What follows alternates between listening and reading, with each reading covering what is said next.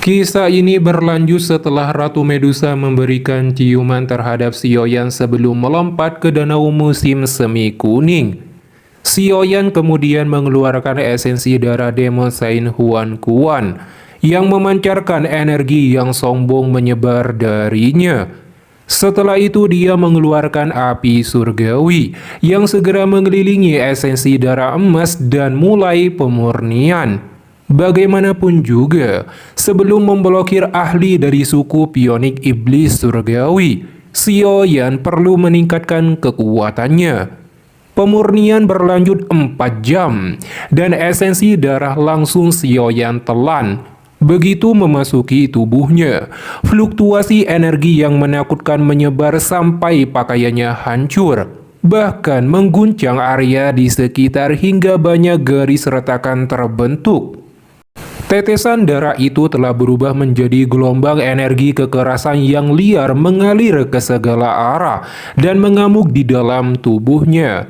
Sioyan dengan cepat menenangkan pikirannya dan mulai menyerap energi dengan mantap, perlahan menjadi lembut di bawah api surgawi yang membara. Akhirnya energi itu meresap ke setiap bagian tubuhnya. Nafas energi yang kaya dipancarkan dari lubang hidungnya, memberinya penampilan naga yang marah. Setengah bulan kemudian, King Ling dan dokter peri kecil menunggu semenjak Sioyan memasuki pelatihan. Mereka melihat energi murni yang menakutkan berdesir di sekeliling Sioyan seperti awan. Adapun Ratu Medusa, meski belum menunjukkan tanda-tanda aktivitas, dokter peri kecil bisa merasakan energi yang menakutkan telah berkumpul di bagian terdalam 9 musim semi yang tenang. Selama periode ini, Yao Ming mendapatkan informasi tentang suku pionik iblis surgawi telah mulai pergerakan. 3 hari kemudian, awan kental di sekitar Sioyan tiba-tiba memancarkan fluktuasi yang intens, melonjak ke segala arah, lalu berkumpul menjadi badai energi yang sangat besar di atas Sioyan. Perubahan tak terduga ini membangunkan dokter peri kecil dan King Ling dari status pelatihan mereka. Sioyan tiba-tiba membuka matanya. Cahaya energi ditembakkan dan menembus ke dinding di depannya, membentuk 2 lubang hitam dengan kedalaman yang tak diketahui. Dia mengangkat kepalanya, melebarkan mulutnya dan badai energi besar tersedot ke tubuhnya. Fluktuasi energi segera terpancar, menghancurkan dinding batu di sekitarnya dan membentuk retakan besar yang tak terhitung jumlahnya. Kekuatan Sioyan telah berhasil ditingkatkan, mendekati Dao Sheng bintang 2. Yao Ming secara alami memberi selamat atas peningkatan kekuatannya. Sioyan bertanya tentang berita suku pionik iblis surgawi. Yao Ming menjelaskan suku pionik iblis surgawi memilih campur tangan untuk membantu 3 pulau naga dan mengirimkan beberapa ahli tingkat Daozun. 3 tetua agung yang terkenal sangat ganas di Magical Best juga dikirim.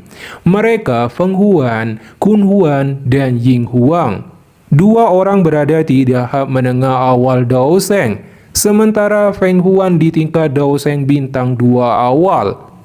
Jika mereka bergabung dapat menghadapi Dao Sheng bintang 3. Pulau Naga Timur akan terancam jika mereka diizinkan untuk membantu ketiga Pulau Naga.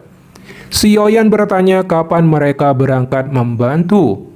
Yao Ming berkata mereka akan berangkat menuju kekosongan 3 hari lagi. Sioyan lalu bertanya apakah Yao Ming berani menyerang dan melumpuhkan suku pionik iblis surgawi. Yao Ming merenung sejenak sebelum menganggukkan kepalanya.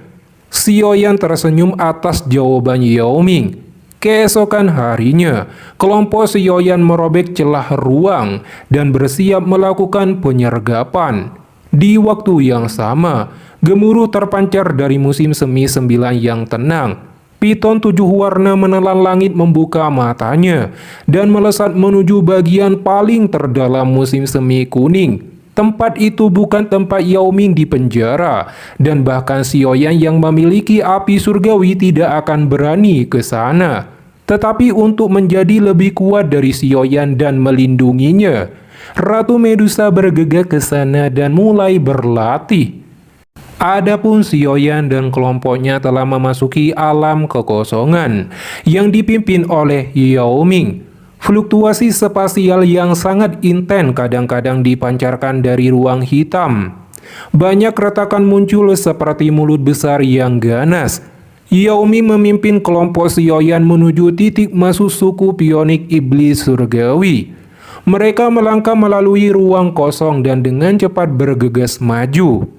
Aliran spasial kacau dan liar secara otomatis menghilang saat masuk dalam jarak 100 kaki darinya. Setelah mencapai kelas Daoseng, aliran kekacauan yang menakutkan di dalam ruang kekosongan ini tidak lagi menimbulkan banyak ancaman. Setengah jam kemudian, Yao Ming berhenti di dekat tempat suku pionik iblis surgawi berada. Jika merobek ruang dan masuk, Xiaoyan dan yang lainnya akan merasakannya. Xiaoyan melihat sekelilingnya, menemukan aliran kekacauan di dalam ruang ini sedikit lebih padat. Dengan memanfaatkan tempat tersebut, mereka akan bersembunyi di sana dan menunggu mangsa muncul. 2 hari berlalu, tiba-tiba robekan ruang terjadi. Banyak tokoh kuat perlahan melangkah melalui garis celah spasial sebelum muncul di alam kekosongan ini. 3 orang berdiri di posisi pemimpin kelompok 20 orang lebih. Operasi ini sangat penting. Ini menyangkut apakah suku Heaven Door Pionik kita akan dapat sepenuhnya melampaui suku naga kuno kekosongan atau tidak. Oleh karena itu, tidak boleh ada yang melakukan kesalahan. Jika tidak, kamu akan menghadapi aturan suku. Seorang wanita berpakaian merah berbicara di antara 3 individu. Dia bernama Feng Huang. Nadanya sedingin es dan dipenuhi aura yang agung. Anggota suku pionik iblis surgawi di belakangnya dengan nada hormat berkata akan mematuhi perintah tetua agung. Di antara mereka, ada Feng Qin-er dan Jiu Feng yang dikenal Xiaoyan. Wanita berpakaian merah tertawa. Dia sudah tidak sabar memanfaatkan kekacauan perang saudara suku naga kuno kekosongan dan memusnahkan mereka agar suku pionik iblis surgawi makmur. Wanita itu melambaikan lengan bajunya, berubah menjadi seberkas cahaya bagaikan meteor meluncur.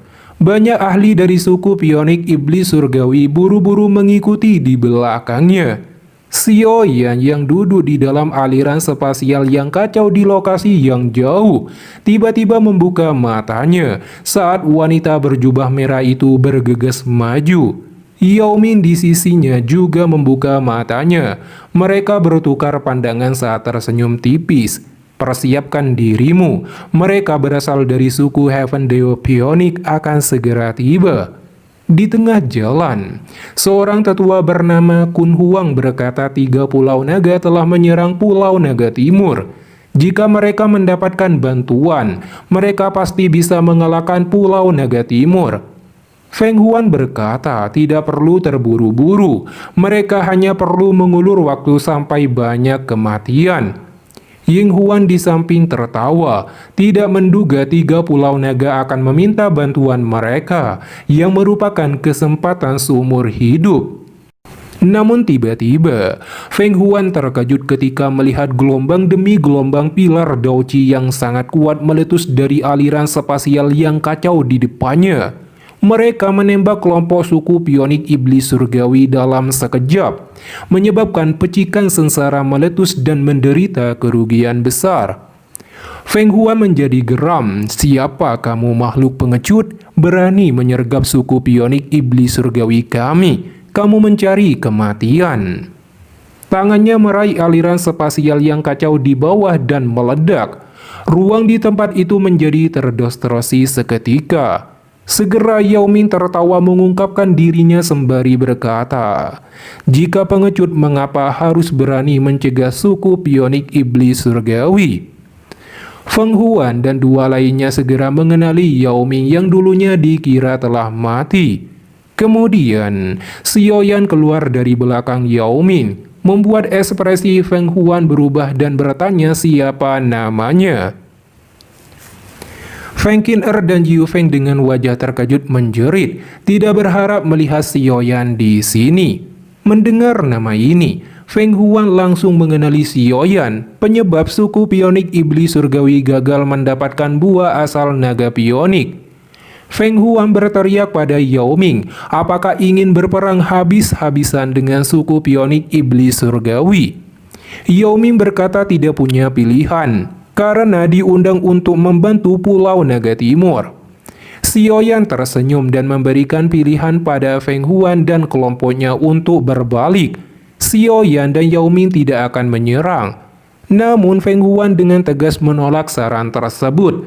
Terlebih lagi jika mereka berbalik, 3 Pulau Naga telah mengepung Pulau Naga Timur.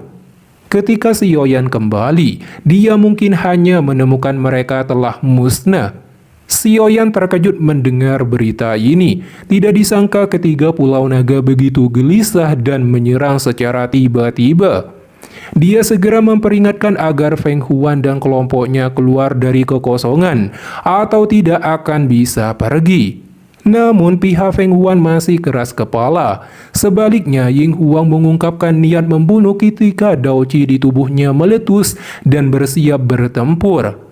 Yao Ming berkata ingin menguji kekuatan suku pionik iblis surgawi, apakah sudah meningkat atau tidak. Dia segera menyerbu ke depan. Feng Huan menyuruh Kun Huan dan Yu Zi menghadapi Xiaoyan. Ying Huan pimpin yang lain untuk memusnahkan Dokter Peri Kecil dan King Ling. Sementara Feng Huan akan melawan Yao Ming. Tubuhnya bergegas ke depan dan bertabrakan dengan keras dengan Yao Ming tanpa menyerah. Segera gelombang demi gelombang badai energi yang menyebabkan hati bergetar mulai menyapu kekosongan.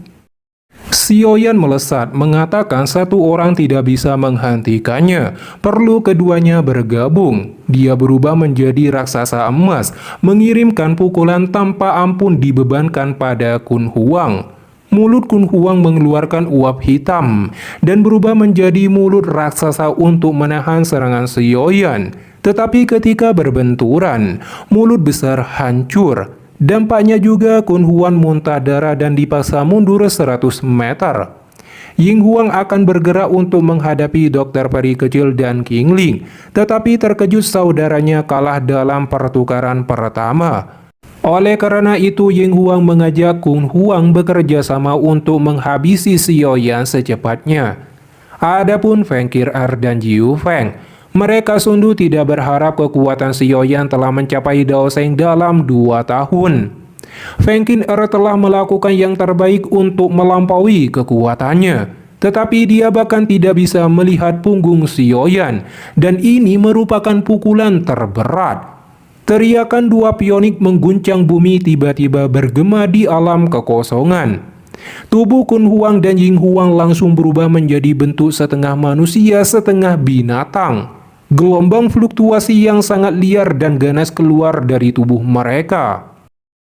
Xiaoyan tertawa, raksasa emas melangkah dan ingin melihat apa yang bisa dilakukan 2 Dao Sheng menghadapinya.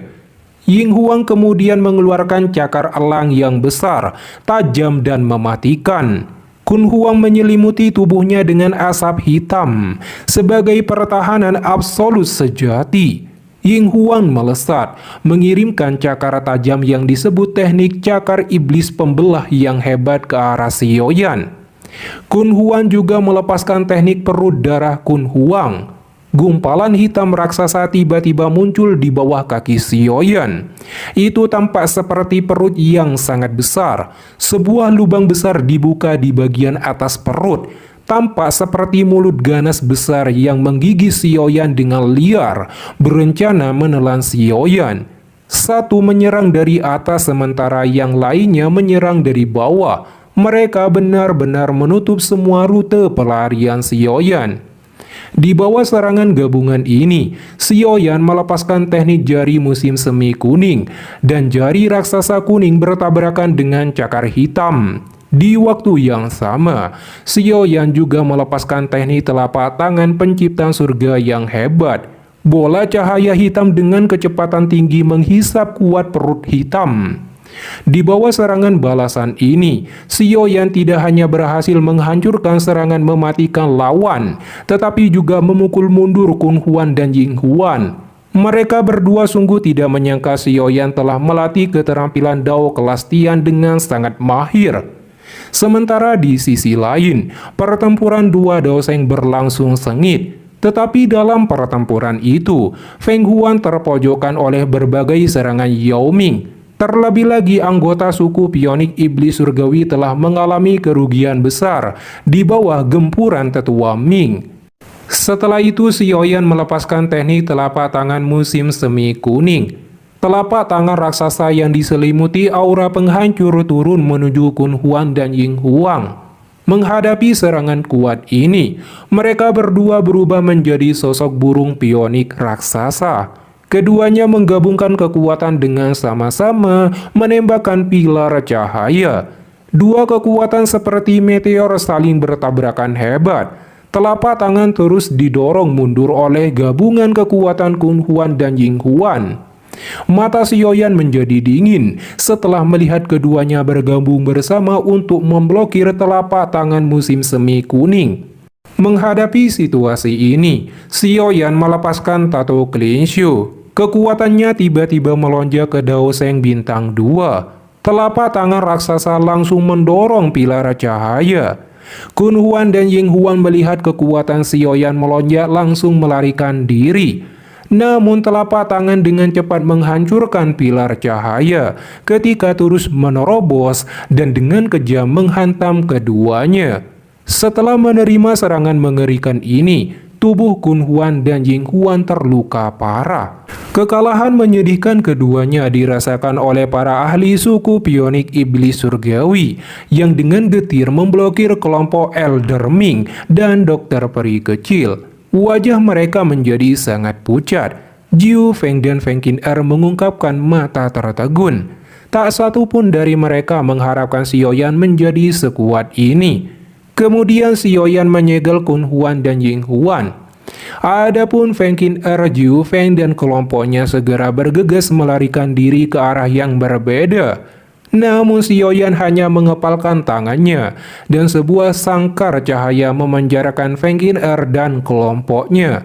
Setelah itu Xiaoyan mengalihkan pandangannya dan menyuruh Feng Huan menyerah dalam 10 nafas. Jika tidak, Xiaoyan akan membunuh kelompoknya. Feng Huan dan Yao Ming yang berada dalam pertempuran yang sangat intens buru-buru berbalik setelah mendengar teriakan dingin Xiaoyan. Mereka buru-buru mengamati situasi dengan mata mereka. Mereka sedikit tertegun melihat Kun Huan dan Ying Huan telah ditangkap oleh tangan Xiaoyan. Saat ini darah menutupi tubuh mereka dengan wajah yang sangat pucat dalam kondisi tak sadarkan diri. Xiaoyan berkata, suku Pionik Iblis Surgawi dan dirinya telah menjadi musuh. Apa yang harus ditakutkan?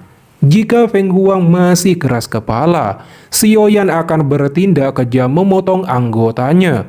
Dia lalu memberinya dua pilihan, pergi atau tinggal. Jika tinggal, Xiaoyan dan Yao Ming akan bekerja sama untuk menangkap Feng Huan dan membunuhnya, beserta dua saudaranya. Meski tidak dapat mengalahkan Xiaoyan dan Yao Ming, Feng Huan malah mengancam meledakkan dirinya sehingga Xiaoyan dan Yao Ming terluka parah. Xiaoyan memegang kepala Kun Huan dan Ying Huan. Kalau begitu, kamu harus cepat dan mengambil keputusan. Aku ingin melihat apakah lebih cepat untuk menghancurkan diri atau aku menghancurkan inti monster dari keduanya. Mendengar ucapan itu, Feng Huan akhirnya setuju tidak akan ikut campur. Jadi dia meminta Xiaoyan segera melepaskan kedua saudaranya. Xiaoyan berkata akan melepaskan yang lain, tetapi tidak untuk Jiu Feng dan dua lainnya. Sepertinya kamu tidak tulus dalam transaksi ini. Feng Huan berbicara dengan nada sedingin es. Xiaoyan tertawa dan bukan orang yang mudah dibodohi. Jika menyerahkannya, Feng Huan pasti akan kembali membawa lebih banyak ahli. Jadi Xiaoyan akan menyandera kepala suku masa depan ini dan dua tetua agung. Feng Huan harus kembali dan membuat kepala suku pionik iblis surgawi memikirkan masalah ini. Jika menepati janjinya, Xiaoyan akan menjamin keselamatan mereka. Dengan berat hati, Feng Huan akhirnya setuju dan pergi. Setelah masalah ini selesai, Xiaoyan dan yang lainnya menuju ke Pulau Naga Timur.